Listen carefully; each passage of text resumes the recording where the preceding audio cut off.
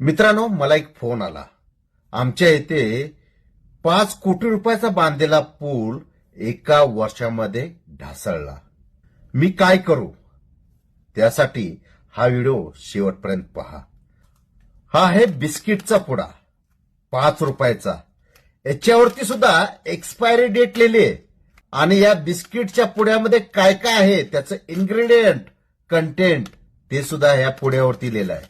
British गव्हर्नमेंटने 150 ते 200 वर्षापूर्वी बांधलेल्या पुलाचा दगड सुद्धा हल्ला नाहीये. तरी सुद्धा ब्रिटिश गव्हर्नमेंट सांगताय इंडियन गव्हर्नमेंटला की आम्ही बांधलेल्या पुलाची एक्सपायरी झालेली आहे. मग सरकार बांधत असलेल्या पुलाची प्रत्येक ठेकेदाराने एक्सपायरी दिली पाहिजे. हा किती वर्ष पूल चालेल, परंतु याची अकाउंटेबिलिटी कोणी विचारत नाही.